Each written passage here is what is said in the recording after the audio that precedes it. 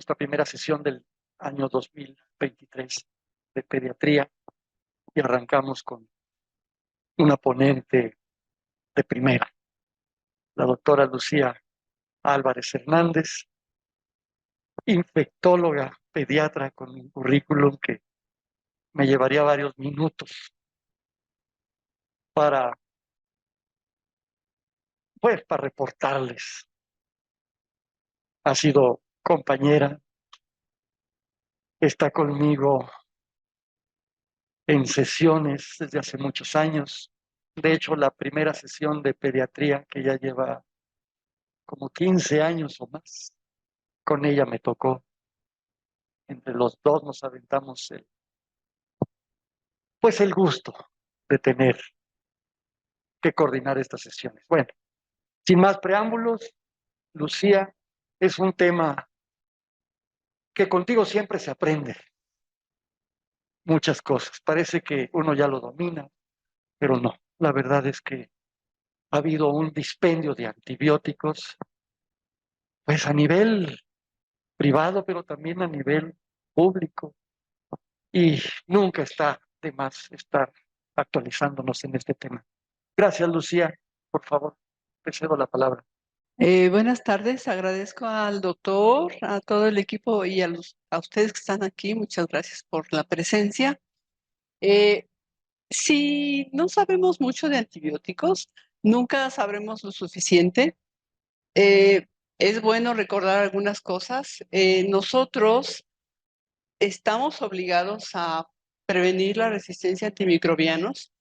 Esta iniciativa de no permitir más resistencia tiene más de 40 años.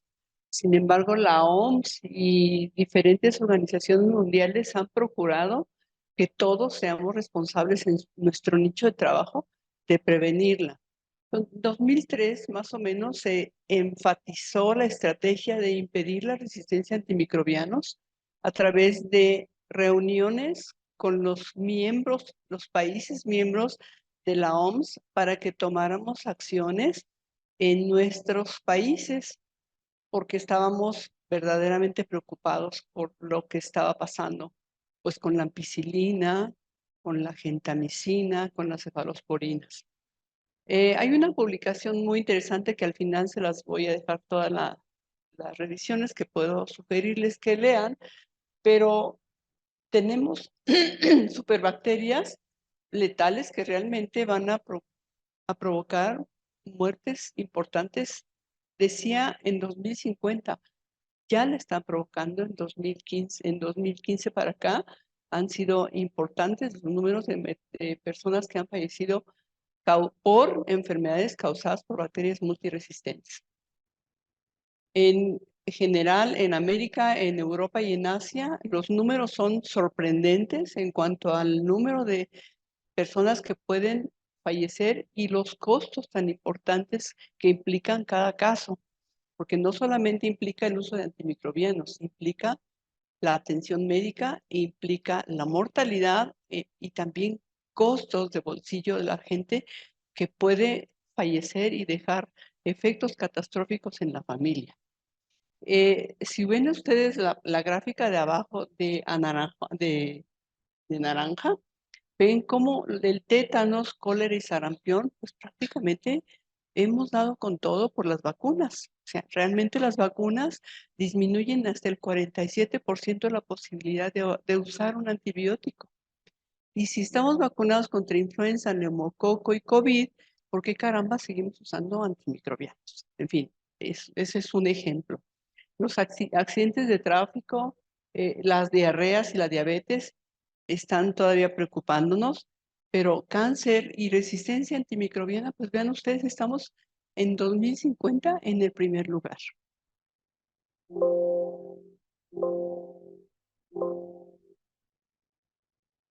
Yo soy Lucía Álvarez Hernández, tengo mi grado en la UNAM, soy subespecialista en infectología, trabajé en el Seguro Social un chorro de años, estoy actualmente en la Secretaría de Salud, tengo estudios de maestría en Administración de Instituciones de Salud en La Salle Soy diplomada en medicina de la adolescencia y tengo un chorro de años de experiencia clínica. Muchos que no se han muerto, muchos de nuestros niños, pero sí ha sido muy difícil y muy divertido ser pediatra e infectóloga. No tengo conflicto de intereses, ni con el doctor Peñalosa, ni con Lupita, ni con nadie de ustedes. Y entonces les decía yo, en 2015, pues la Asociación Mundial en Salud aprueba el Plan de Acción Global para enfrentar este problema muy grave de resistencia. En 2020 se amplía la campaña. Antes era solamente antibióticos y ahora son antimicrobianos, incluyendo antivirales, antiparasitarios, antifúngicos y antituberculosis. Y entonces, después de que hubo unas reuniones con diferentes organismos internacionales, entre los cuales destacan los productores de alimentos, los productores de ganado y los productores de animales marinos, quedaron en el acuerdo de que una salud involucraba a todas las instituciones. Si no tomábamos en cuenta cada uno su tramo de responsabilidad, era muy difícil que esto diera resultado. Y entonces, ¿por qué ha aumentado la resistencia a los antimicrobianos? Bueno, aparentemente somos culpables los que estamos aquí, en mayor o menor grado. También los que producen plantas, también los que crean pollos, los que crean peces, también los que crean ganado. Aquellos que nos comemos la barbacoa los sábados y domingos, estamos comiendo antibióticos también. Entonces, es un montón de sociedad que está involucrada en esto. La falta de apego a las medidas de prevención y control de infecciones. Esto es muy importante porque esta falta de apego sí contribuye en la resistencia antimicrobiana. Ustedes tendrán pacientes que no se apegan al programa de vacunas. Tendrán pacientes que no se apegan a las medidas de prevención. Yo me quité el cubrebocas porque voy a hablar, pero en realidad usar el cubrebocas ha sido una medida hasta este momento bien utilizada y bien recomendada. Pero si se vacunan, si usan los antibióticos solamente para los casos que los requieran, y no como en Estados Unidos, que ellos sí tienen medido, en 40 millones de personas que usaron como estadística, 23 millones usaban antibióticos sin ninguna razón, y solo 13 millones lo usaron por alguna razón. Y de ellos, no todos estaban justificados de acuerdo a la patología de base. Fíjense ustedes. El descubrimiento de nuevas moléculas de antimicrobianos es sumamente lento. Somos más rápidos nosotros los que estamos aquí en generar una resistencia que en que surja una molécula nueva, porque cuesta dinero y porque además no es rentable. Por ejemplo, para crear una nueva ampicilina o un derivado de cloranfenicol, son millones de pesos y años de investigación para que realmente se genere una molécula y para que se ponga al mercado otros 5 años. Entonces, cuidemos el recurso. ¿Cuál es el impacto de la resistencia? Bueno, obviamente, mayor mortalidad, mayor morbilidad, dificultad para tratar microorganismos de importancia clínica mundial, que son fármacoresistentes, mayor costo de los servicios de salud, que quizás aquí lo veamos muy poco, pero les voy a mostrar algo. Problema de salud pública de todos los hospitales del mundo, los ricos y los pobres. Los pobres quizás tengan menos problema porque quizás allí no se puede utilizar el ertapenem a dosis tan altas como en algunos hospitales privados. Escasas opciones terapéuticas, sobre todo para ortopedia, cirugía, trasplantes y cáncer. Y bueno, los principales mecanismos de resistencia no los olviden. Los que estoy poniendo aquí son 4, pero hay un montón. Más de 12 los que están descritos en la literatura. Y además, no solamente eso, sino que hay bacterias promiscuas que comparten entre ellas material genético, de plásmidos y de cromosomas, y que finalmente, entre sus besitos y sus comportamientos de tipo promiscuo, pues cambian cualquiera de estos mecanismos que están aquí descritos, que es enzimas modificadoras, que generalmente son los aminoglucósidos y las quinolonas, bombas de salida, cualquiera de los que acabo de mencionar, o cefalosporinas, cierre de porinas, que generalmente esto debe estar abierto, y se invierte energía en cerrarlas para que el antimicrobiano no penetre a la célula, y sobre todo las penicilinas, proteínas inhibidoras de penicilinas, que generalmente impiden que el antibiótico haga lo suyo en la pared celular. Entonces, el grave problema de los antimicrobianos, que aparentemente es silencioso, ahora es escandaloso por los millones de pesos que se consume en el tratamiento de una sola bacteria para una sepsis por cándida, por ejemplo. Habíamos dicho, este artículo que está al final de la diapositiva y está al final de la revisión que les voy a mostrar, indica que seguramente hasta este momento actualmente viene entre 7,000 y 9,000 personas mueren cada año relacionadas a una infección por enfermedad, por alguna enfermedad causada por un microorganismo resistente. De no tomarse medidas, cada 3 segundos habrá una muerte por infección por microorganismos resistentes. La mortalidad por año atribuible a la resistencia superará las muertes por cáncer, diabetes, diarreas y accidentes de tránsito. Sin embargo, sí puede prevenirse esto para que no gastemos y no tengamos tantos millones de muertes y de vidas al año. Esta herramienta fue propuesta por la OMS.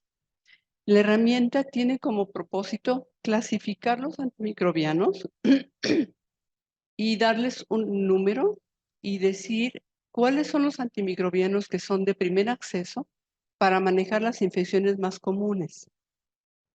¿Cuáles son los antimicrobianos de vigilancia que deberíamos de restringir y de no usar tan frecuentemente? Y vean ustedes, aquí está el ertapenem y todos los carbapenémicos.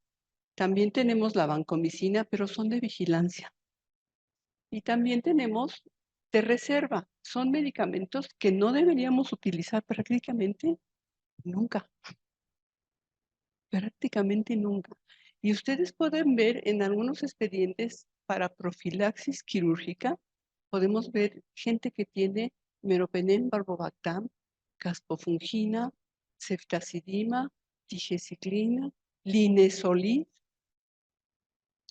y no está indicado. Pero no solamente eso, lo ponemos para prevención o profilaxis quirúrgica y lo dejamos 5 a 7 días, lo cual está perfectamente equivocado, porque profilaxis, estrictamente hablando, es un solo día, 1 hora antes de la cirugía, o 4 horas después si requiere una recarga porque el paciente se prolongó su cirugía, ¿sí? Entonces, esta lista la OMS la propone como una herramienta recomendada para que la apliquemos en nuestras áreas de trabajo. En realidad, nosotros la podemos adaptar y adoptar. Todo lo que la OMS promueve y publica se puede tropicalizar a cualquiera de los medios y niveles de trabajo de los diferentes estados miembros. En CEDESA, que es la Secretaría de Salud, tenemos todos los que ustedes ven sin señal amarilla, los tenemos disponibles. No tenemos estos, pero nos las arreglamos, no sé cómo. Pero de pronto llegan los antibióticos. Por ejemplo, la rifaximina, cuesta mucho trabajo conseguir rifaximina de 400 miligramos en la Secretaría de Salud. Sin embargo, si ustedes hacen un análisis de expedientes hoy mismo, trazable, en un solo día van a encontrar personas con rifaximina. Entonces, somos muy colaboradores los médicos, todos trabajamos en muchas instituciones, IMSS, ISSSTE, Seguro Social, CEDESA, privados, y somos muy donadores. Entonces, Muchos medicamentos que no están en la SEDESA pueden verlos ustedes en los pacientes de la Secretaría de Salud, aunque no tengan indicación médica. Esta tabla sirve para que la utilicemos aquí mismo en el hospital. Algunos cirujanos, algunos ginecólogos puede ser de utilidad, sobre todo en las cesáreas que son limpias, porque es herida limpia, no contaminada. Y bueno, los medicamentos que son de acceso generalmente son estos y se indican para tratar la mayoría de las infecciones comunes. Como ven, no está ninguna cefalosporina de tercera ni de cuarta generación. Deben estar disponibles siempre en formulaciones apropiadas y de calidad asegurada. Ofrecen el mejor valor terapéutico y minimizan la posibilidad de empujar la resistencia.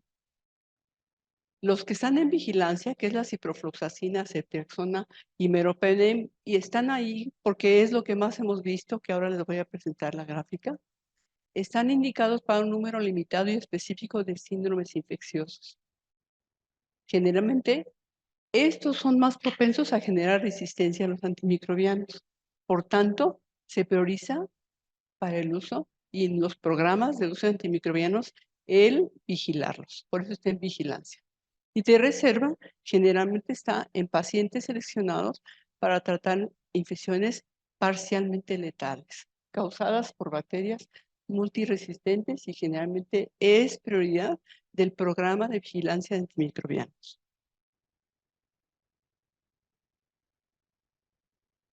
¿Cuál es la meta del programa de la Organización Mundial de la Salud? Bueno, generalmente en grandes letras se los pongo como 3 puntos claves. Que el 60% de todos los antibióticos consumidos deben de ser de acceso. Fíjense ustedes, de acceso. Entonces, vean ustedes, hoy mismo hagan un ejercicio en medicina interna y revisen 10 expedientes y vean cuáles de los 10 tienen antibióticos de acceso, que son de menor riesgo de resistencia. Siguen siendo eficaces, aunque ustedes no lo crean. El problema es que a veces no usamos las dosis adecuadas, porque se nos está olvidando, no lo revisamos. La clasificación ABIRE es el proyecto de la OMS aplicado a países de habla hispana. Se basa en el impacto sobre la resistencia de antibióticos y la necesidad de vigilancia de su uso, porque la eficacia sigue siendo buena. Obviamente hay revisiones sistemáticas de urocultivos y de hemocultivos en los que nos muestran el comportamiento de Escherichia coli, de Klebsiella, en las cuales posiblemente digas ampicilina, pero ni de broma, no puedo usar ampicilina.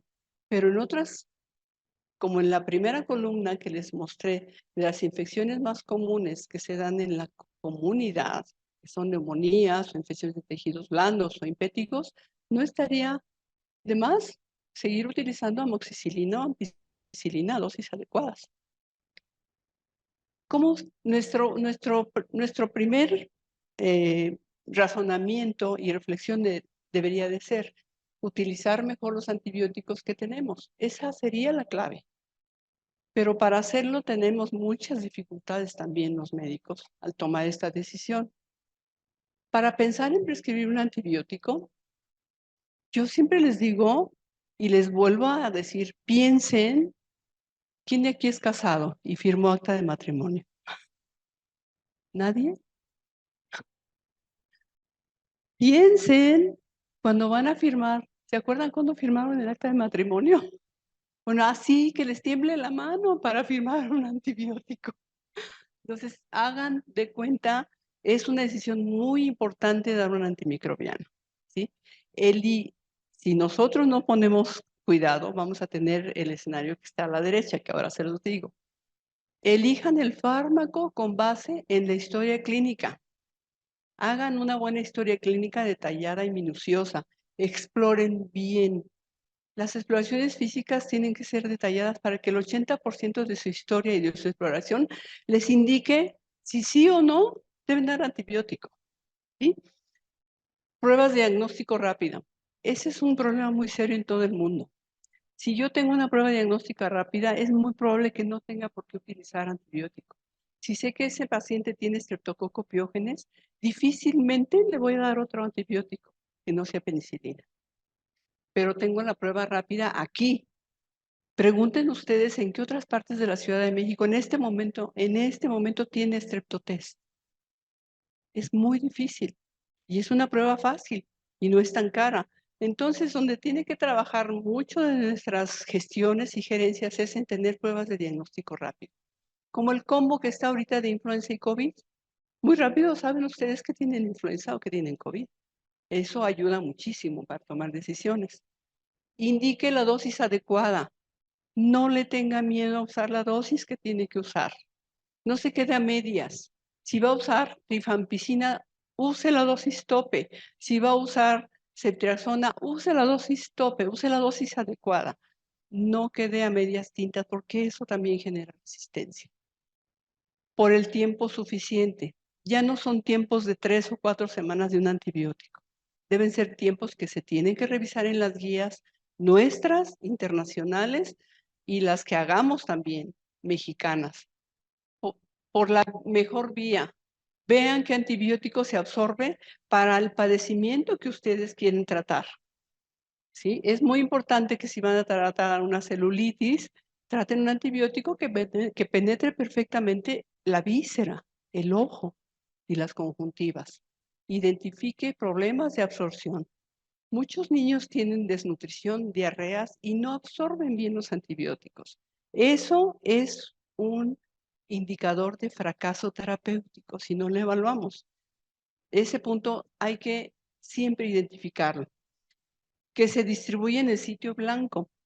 Valore los costos y los tiempos. ¿Cuánto le va a costar el antibiótico a la persona que se lo están indicando? O si lo tiene su institución, ¿cuánto le va a costar a la institución si lo va a cambiar? Porque si ustedes tienen una prueba de diagnóstico terapéutico, es muy probable que a la primera le den el antibiótico que requiere. Si no tienen pruebas terapéuticas, le van a dar un tratamiento de acuerdo a lo que se llama tratamiento empírico. El tratamiento empírico no es que no se sepa qué se está haciendo. Está haciéndose en relación a la microbiología y la epidemiología local. Y entonces se dice, si yo tengo una neumonía en México que hasta este momento ya no tenemos tanta resistencia de Streptococcus pneumoniae, pues me puede funcionar perfectamente la sódica cristalina, por ejemplo. Entonces, pero si no tengo pruebas rápidas, le doy un tratamiento doble con ceftriaxona vancomicina y a la vez claritomicina, porque no sé qué caramba está pasando. Le doy los 3 y al tercer día va mal, tengo que ajustar mi tratamiento y voy a cambiar de antimicrobiano. Ya usé 3, no tengo prueba diagnóstico y el paciente sigue mal. Entonces, siempre tomen en cuenta que las pruebas de diagnóstico que tenemos aquí, que es una fantástico el laboratorio que tenemos aquí desde el punto de vista de pruebas moleculares, nos dan diagnósticos rápidos, ajustenlo de inmediato. Para eso sirven, para ajustar de inmediato. Para que ese empírico que ustedes iniciaron a las 48 o 72 horas lo ajusten y vamos a ir mejor. Lo que tenía problema hace unos 30 años en la comunidad de todos los países como nosotros, que somos entre comillas pobres, que creo que tenemos un híbrido de país, es que había antibióticos que habíamos elegido y no estaban en el cuadro básico, como sucede en algunas instituciones. También se ha identificado en estudios publicados que los recién nacidos y fundamentalmente en los cuneros que tienen brotes por cándida, les dan los antifúngicos a dosis subóptimas. Y esto da como resultado un fracaso terapéutico, entre comillas, cuando lo que estamos haciendo es no dar un tratamiento antifúngico efectivo, a dosis tope. Ya no, este es un ejemplo muy importante en neonato cuando tenemos brotes, ¿sí?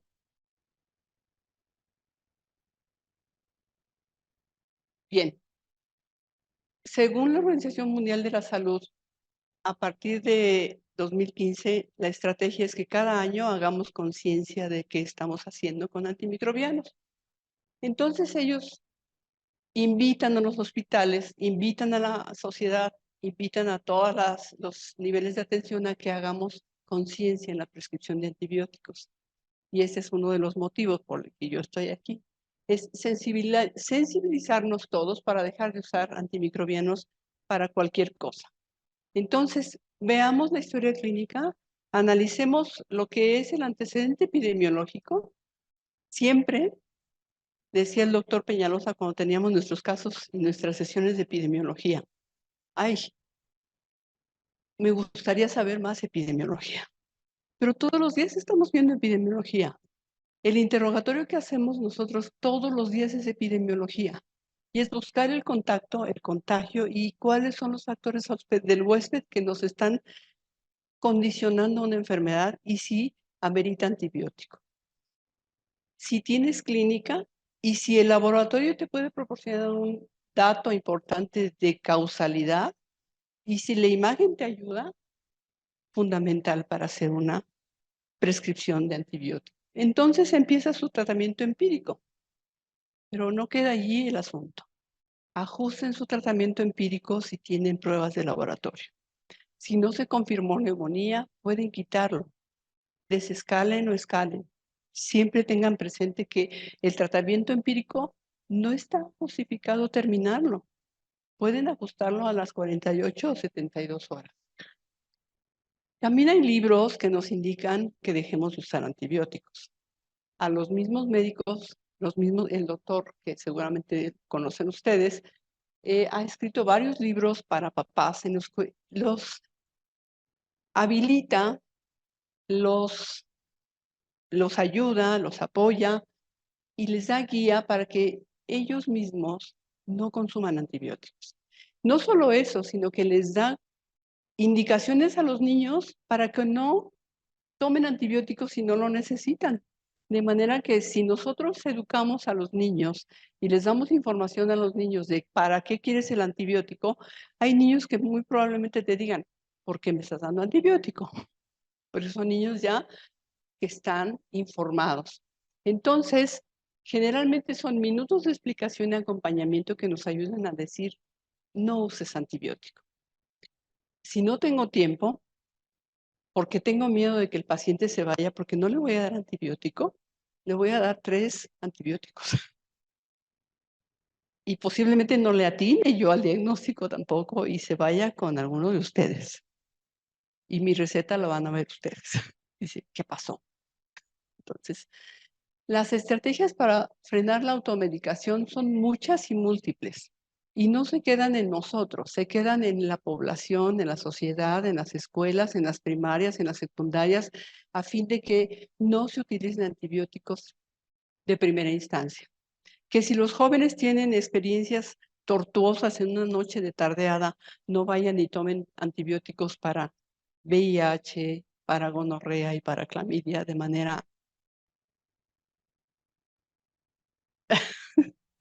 Perdón. Esa fiesta, cálmate, José, tú no puedes. Educación. Estás joven, pero calma. La educación es, ninguno de aquí, de nosotros, necesita educación. Estamos aparentemente formados, pero sí quizás tener información de una manera continua, permanente, que nos ayude a limar aquellas cosas que se nos han olvidado o que tenemos que revisar. Pero la familia sí requiere educación. Los niños sí requieren educación. Los maestros requieren educación. A ellos hay que ayudarles a que informen por qué no usar antibióticos. Es los medios. En los medios de comunicación como la televisión, Radio UNAM, generalmente dan información, pero ustedes pregúntense cuántos millones de la Ciudad de México, que somos casi 9, escuchan Radio UNAM. No escuchan Radio UNAM. Entonces, esto debería de abrirse a mayor número de medios de comunicación. Y entonces los tuiteros, muy poquitos hablan de antibióticos. Las vacunas. Recuerden que las vacunas, sí tenemos gente antivacunas. Definitivamente las vacunas ayudan a que el 50% por lo menos de gente vacunada no usará antibióticos, porque no tendrá neumonía. Y si la tienen, no será grave. por COVID o por influenza, por neumococo. Y la higiene, por supuesto. Tener agua disponible de calidad en las casas, tener drenaje, y estas son cosas que la OMS insiste mucho y que nosotros necesitamos fortalecer con cada una de nuestras familias. La regulación gubernamental es fundamental, pero no que diga nuestro subpresidente que la cuarta transformación va a regular.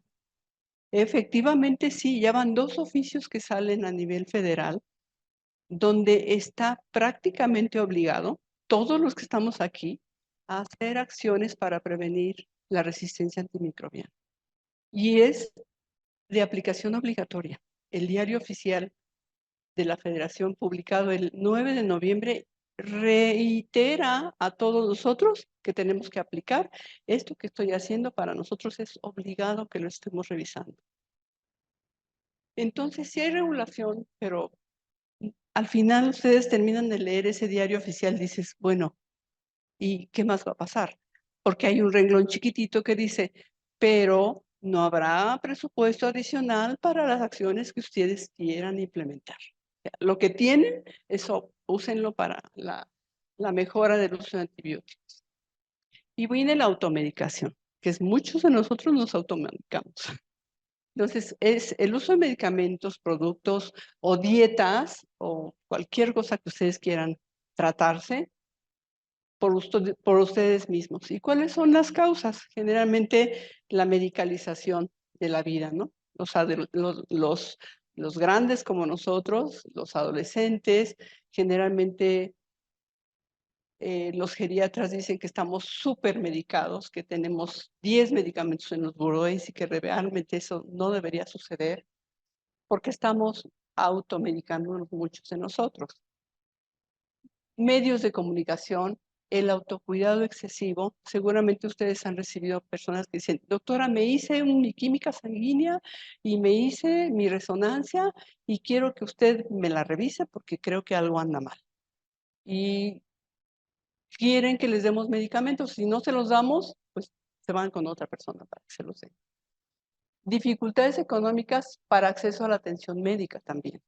Habrá gente que no puede venir a Ángeles o que no puede ir ni siquiera a similares porque no tiene 20 pesos para la consulta y entonces va a la farmacia o pide a sus tías, a sus abuelas o a quien tenga algún medicamento para resolver su problema de salud. Y bueno, las consecuencias son esas que ustedes ven. Enmascara la enfermedad, por eso México es un país que tiene la llegada de padecimientos crónicos más largos. Nos llegan las neoplasias con mayor tiempo de evolución en casa, nos llegan enfermedades infecciosas con mayor tiempo de espera porque están automedicándose y enmascarando la enfermedad.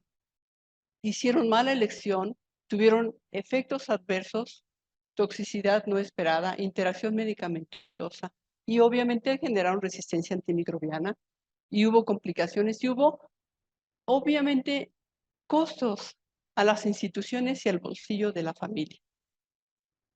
Entonces, y luego viene la adherencia.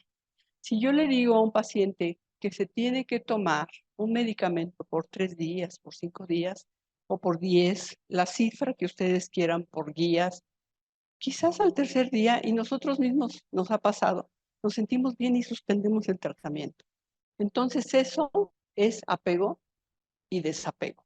Y el grado de que la conducta de un paciente tiene o no apego a lo que ustedes le prescribieron, tiene mucho que ver con el fracaso terapéutico. Y como no le fue bien los primeros 3 días con el médico, pues va con otro y con otro, o se compra otro medicamento. Entonces la automedicación en México es enorme y el apego es mayormente el problema.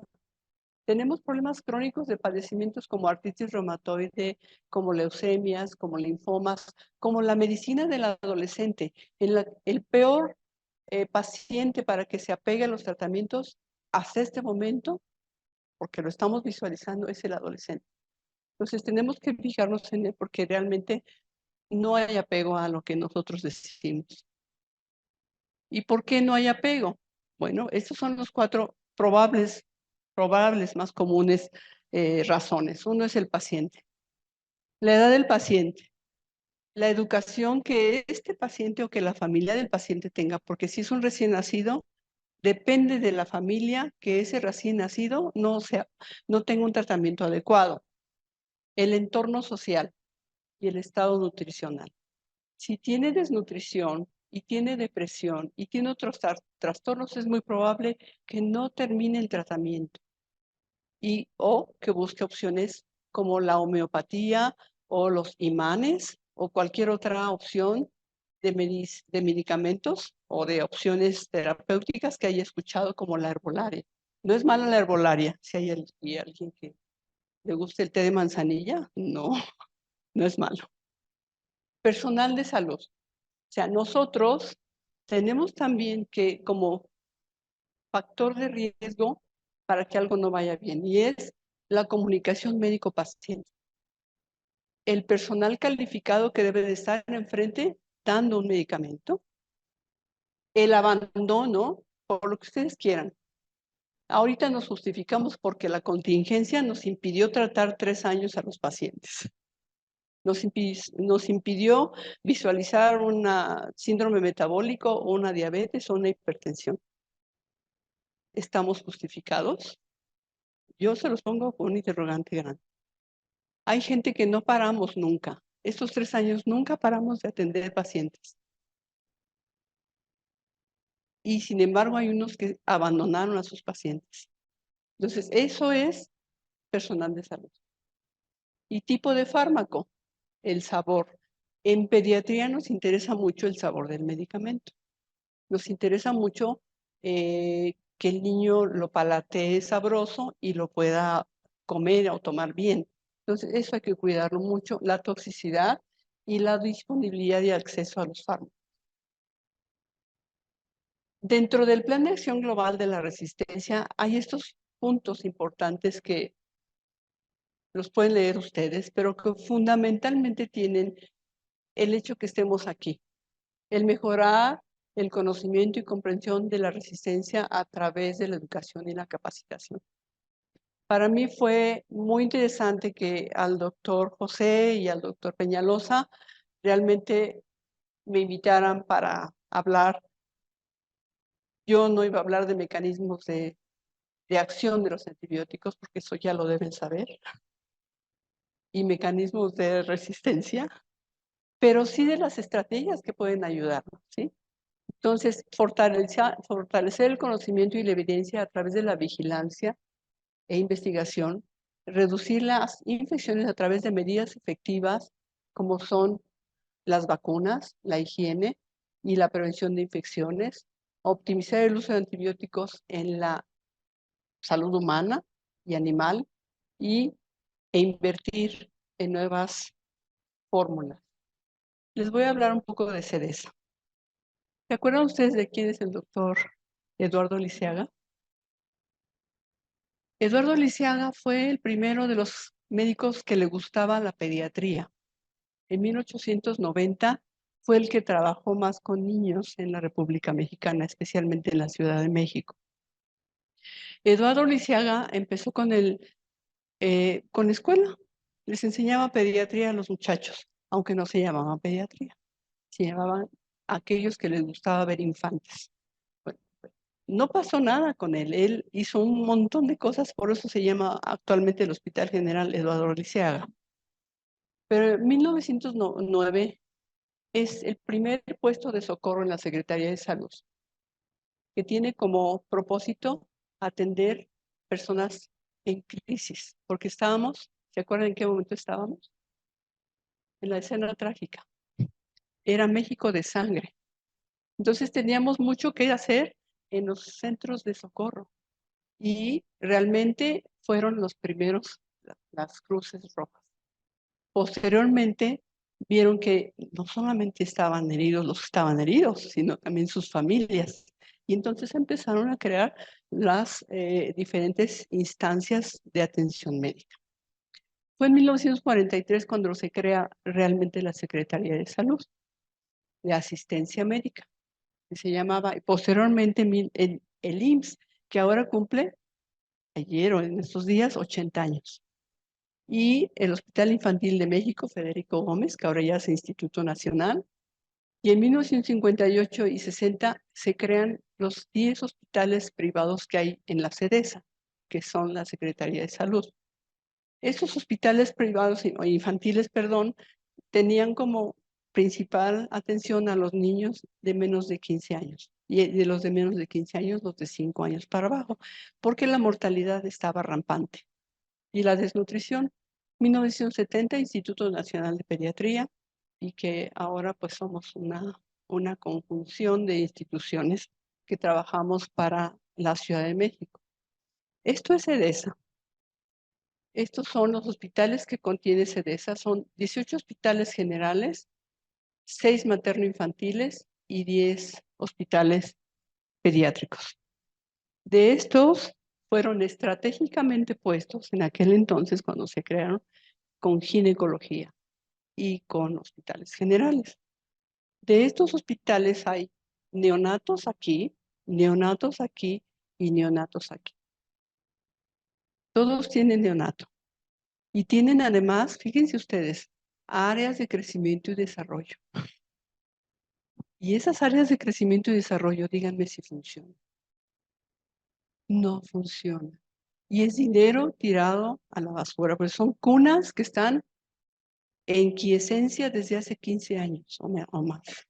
Hay que activarlas. Pero bueno, este es donde trabajamos ahorita y hicimos, pues, realmente estrategias para que la SEDESA se incluya al programa del mejor uso de antimicrobianos.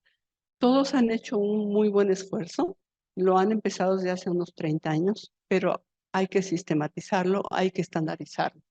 Entonces se está actualizando un programa para optimización del uso de antibióticos, se ha designado equipo de trabajo, se ha establecido un modelo operativo para la optimización de los antibióticos, estamos en mesas de trabajo y esto seguramente va a tener un impacto esperamos verdaderamente verlo, quizás no, porque esto es un proyecto a mediano y a largo plazo.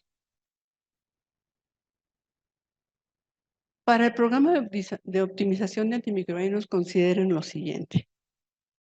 Dice la OMS, para países pobres o de medianos recursos. ¿Ustedes creen que somos un país pobre? ¿Cómo te llamas? Alexis dice que sí somos un país pobre. ¿Alguien piensa lo contrario? Pues la OMS no nos tiene clasificados como país pobre. Por eso no tenemos donaciones como Bolivia, El Salvador, tú, Perú, porque somos un país que está en transición desde hace 30 o 40 años para ser rico. ¿Y saben cuánto vamos a ser ricos? No. Entonces, consideren ustedes que tenemos contrastes muy altos. Tenemos estos hospitales que es una fuerza de trabajo inmensa para el sistema de salud mexicano porque está absorbiendo cada vez más personas que son de aseguradoras y que tienen alcance a los niveles de atención que ustedes o nosotros les damos, lo cual es muy bueno, es fantástico, pero también está hospitales que no tienen dinero, como decía el doctor, ahí está la pobreza, pero también están las donaciones y es la tergiversación y la contaminación de muchas otras situaciones económicas del país. Pero vean lo que tengo aquí, que es muy importante. Los factores intrínsecos y extrínsecos para que un programa funcione. Fíjense, lo más importante es que nosotros tenemos mucho que ver en esto. Es la convicción de que la resistencia a los antimicrobianos no es una amenaza inmediata. Falta de conciencia y desconocimiento de la población médica. Y que no pasa nada, y que podemos hacer buen uso de los antibióticos, de todos. Temor de que el paciente no vuelva.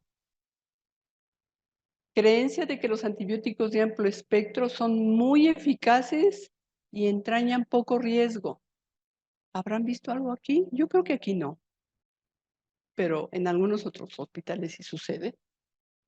un médico principiante se deja influir por las preferencias de prescripción de un médico con más experiencia. Puede suceder. Puede suceder. Porque decía Jesús, bienaventurados aquellos que son mis seguidores, porque también de ellos eran mis errores.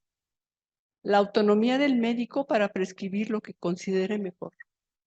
Es decir, para que la prescripción de antibióticos en cirugía limpia arranque en un hospital, a los primeros que tenemos que convencer de que son muy importantes sus procesos y su estandarización es a los cirujanos, para que den profilaxis. Solo un solo día en cirugía limpia. Pero no se puede porque la autonomía del médico para prescribir, que legalmente existe también, y obviamente la incertidumbre generada por la carencia de servicios de microbiología, por no tener un diagnóstico rápido. Entonces no tenemos diagnóstico rápido, no tenemos pruebas rápidas, ponle lo que hay, que el paciente se muere, que además es un estrés, la primera hora de crítica de un paciente es estrés. Y factores extrínsecos en los cuales quizás no podamos hacer nada de los que estamos aquí, ninguno de los que estamos aquí, que es estructura, las instituciones de salud y el sistema de salud mexicano. El sistema de salud mexicano está desarticulado. Desde la perspectiva que tenemos 9 instituciones o 9 organismos de salud, es altamente probable que este programa tenga también 9 versiones, ¿sí? Entonces, pero de todas maneras lo que nos toca a nosotros es esto. Esto podríamos hacerlo, no pasa nada si lo intentamos, ¿sí? Este es un ejercicio que hicimos el año pasado en los hospitales que les acabo de mencionar, de CEDESA. Se les solicitó a través de oficio que mostraran el consumo de antibióticos y los microorganismos que estaban aislando por mes en sus hospitales. Reportaron 25 hospitales que iban a estar al tanto de lo que el oficio decía, emitido por la Dirección General de la CEDESA. Los más consistentes fueron 9 hospitales y los antimicrobianos que más consumieron son estos que ustedes pueden ver allí. El total surtido y el total consumido. Vean ceftriaxona, cefotaxima, metronidazol y los carbapenémicos y vancomicina. Estos son los hospitales de la CEDESA. A mí me gustaría saber cómo estamos aquí. ¿Cómo consumimos ceftriaxona aquí? ¿Cómo consumimos vancomicina aquí? Entonces, esto nos mostró una alerta y una actividad que tenemos que trabajar en los antibióticos, que son de vigilancia y algunos que son de restricción. Y luego vimos lo siguiente. El pilar 3 de la columna de la estrategia para evitar la resistencia en la OMS es que se conozca y que se les dé a la sociedad el conocimiento de los antimicrobianos. Y entonces se han hecho encuestas. Hay varias ya publicadas, ustedes pueden ver algunas, pero una de las que hicimos en la CEDESA fue una población abierta de todo el edificio de CEDESA, que es el edificio que está en Insurgentes y Flores Magón. Tiene 1,600 personas trabajadoras y tiene personal de salud y tiene personal administrativo. Hicimos una encuesta el mismo día que fue el Día Mundial de la Vigilancia de los Antimicrobianos. Y entonces elegimos a 495 personas entre administrativos y personal de salud de la Torre Insignia, que es así se llama donde está la Secretaría de Salud ahorita. La encuesta fue abierta y fueron solo 6 reactivos, pero vean lo interesante. Es muy sencillo, nada del otro mundo, ni con estadísticas sofisticadas, pero quisimos conocer la opinión de la sociedad sobre la resistencia a los antimicrobianos. Y entonces, generalmente de los 40, se analizaron los resultados de los 1,600, tomamos casi el 30% de la población que fue a trabajar ese día, y había población de salud y población que era administrativa, ¿sí? Algunos no respondieron, pero la mayoría respondieron bien. Las preguntas son, una es si eres profesional de la salud o no, que fue la primera. La segunda es la resistencia antimicrobiana aparece cuando los microorganismos dejan de responder adecuadamente al tratamiento y respondieron a la pregunta, generalmente el 94% acertadamente. La pregunta 2 dice, ¿el uso incorrecto de los antimicrobianos es la principal causa de la resistencia? Y respondieron 93%. ¿Se dan cuenta ustedes que la sociedad sí sabe del problema de la resistencia? Y la 3 dice, en el último mes usted o algún miembro de su familia ha usado antibióticos, y la 3 dice, el 32% había contestado afirmativamente. La pregunta 4 dice, si contestó que sí al anterior, diga si el medicamento fue recetado por un médico. Y dice, el 90% respondió que habían recibido una receta.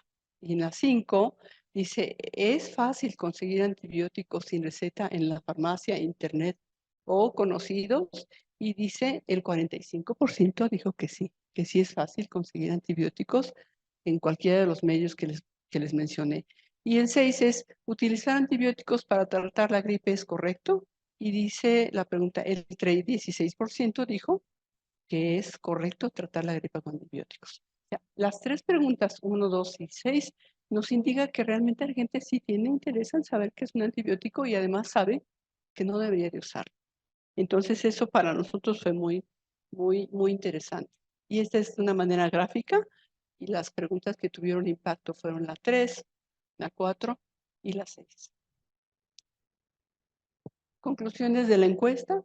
La sociedad sí sabe que hay resistencia y que es importante. Al menos el 67% había utilizado un antibiótico en el último mes.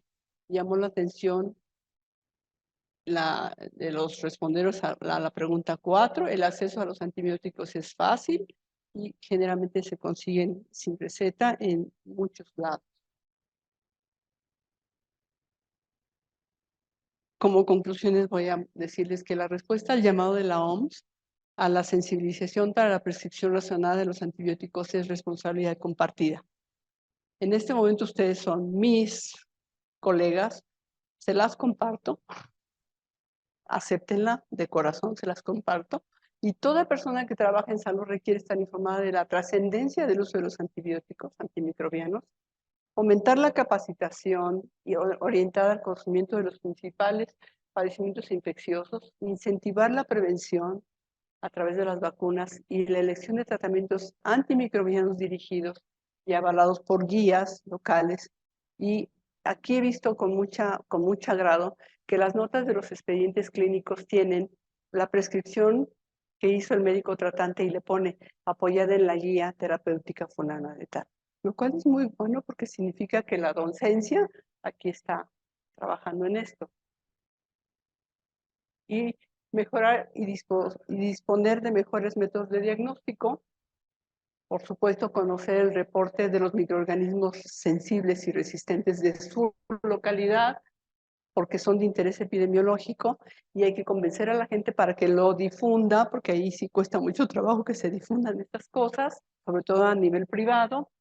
Acercarse a los médicos, personas de salud, a los niños, adolescentes, e informarles de la importancia de romper el hábito de uso de antibióticos, sobre todo en enfermedades virales, e incentivar la investigación operativa.